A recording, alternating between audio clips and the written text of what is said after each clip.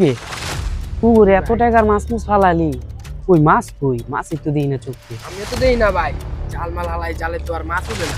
কারণটা কি? মনে হয় ভাই কিছু একটা ধরছে ভাই, নাহলে মাছগুলা গেলে কই, একটা মাছও দেই না ভাই, জাল কতটি হালাইলাম, একটা মাছও উঠতেছে না। কিছু একটা মনে হয় ঘুরছে ভাই। আচ্ছা কি করলে আচ্ছা। ভালো হয় কত ভাই? আচ্ছা রাখো। আসসালামু আলাইকুম ভাই। ওয়ালাইকুম আসসালাম ভাই। কি বড় ভাই, আপনার মনটা ভাই। খারাপ ভাই?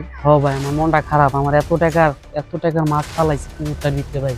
এই পুকুরটার ভিতরে বুঝতেছি না, আমি যখনই জাল ফালাই মাছ ওঠে না ভাই আমার, বুঝছেন? মাছ উঠে না? না না, এই পুকুরে ভাই মাছ উঠে না?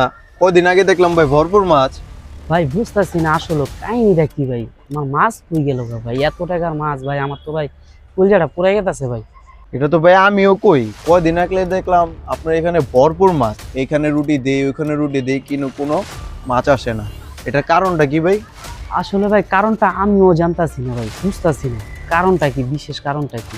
এই বিশেষ কারণটা যদি জানতাম ভাই তাহলে তো আমি ভাই করতে পারতাম ভাই। কারণটা কি আপনি জানেন ভাই? তো ভাই বিষয়টা আমি খেয়াল করছি, কালকে আমি আসার পর এই পুকুরে আমি দেখি কি জানেন, যে এই পুকুরে বিশাল বড় একটা কুমির দেখছি আমি। তো এই কুমিরটা কে ছাড়ছে? আপনার সাথে কি কারো দুশ্মনী আছে? ভাই আমার তো এরকম কারোর সাথে কোনো দুশ্মনী নাই ভাই। কে করলো এই কামটা আমার ভাই? ফোন না ভাই। ভাই মনে হইতাছে আপনার ভাই আছে না ভাই, মেহেদি ভাই। হ্যাঁ মেহেদি ভাই, মানে আপনারা তো ভাই দুশ্মনী আছে অনেক আগের থেকেই।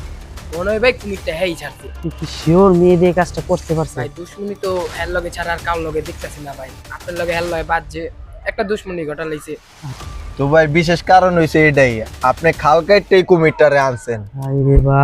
সত্য থেকে সকলে সাবধান অবলম্বন করুন, নয়তো ক্ষতিগ্রস্ত আপনিও হতে পারেন।